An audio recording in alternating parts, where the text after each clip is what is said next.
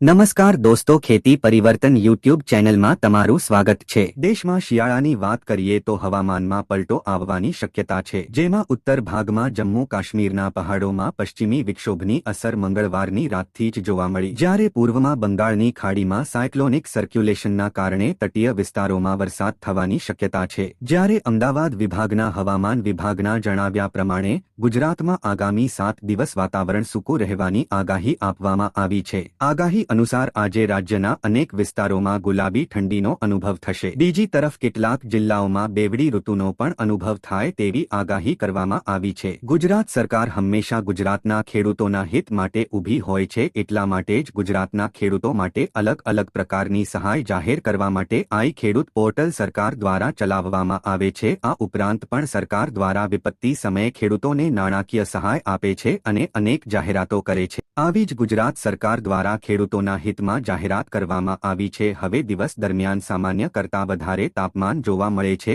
અને ગ્લોબલ વોર્મિંગના કારણે હવામાનમાં ફેરફારો પણ થતા રહે છે, તેથી આ હવામાનના ફેરફારોના કારણે ખેડૂતોને નુકસાન ન થાય તે માટે ગુજરાત સરકારે રવિ પાકના વાવેતર માટે ખેડૂતોને કેટલીક સલાહ આપી છે। સામાન્ય રીતે રવિ પાક માટે ગરમ તાપમાન અનુકૂળ હોતું નથી। જો ગરમ તાપમાનમાં રવિ પાકોનું વાવેતર કરવામાં આવે તો પાકનું યોગ્ય વિકાસ કે વૃદ્ધિ થતી નથી, તેથી સરકાર દ્વારા જાહેર કરવામાં આવેલ એડવાયઝરીમાં જણાવવામાં આવ્યું છે કે ખેડૂતોને ગરમ તાપમાન કે ગરમ હવામાન દરમિયાન રવિ પાકનું વાવેતર ના કરવું જોઈએ। ઉપરાંત સાંજ કે સવારના સમયે વારંવાર હળવું પિયત કરવું જોઈએ। જો શક્ય હોય તો ફુવારા દ્વારા પિયત કરવું જોઈએ। આ રીતે વાવેતર કરવાથી ખેડૂતો રવિ પાકના નુકસાનથી બચી શકે છે। ગ્લોબલ વોર્મિંગથી વાતાવરણમાં થતા ફેરફારોને કારણે રવિ પાકને નુકસાનથી બચવા માટે ખેડૂતોએ રવિ પાક જેવા કે ચણા, રાઈ, લસણ, જીરું, ઘઉં, ધાણા, ડુંગળી અને મેથી જેવા પાકના સારી ક્વોલિટીના બીજ અગાઉથી મેળવી લેવા જોઈએ।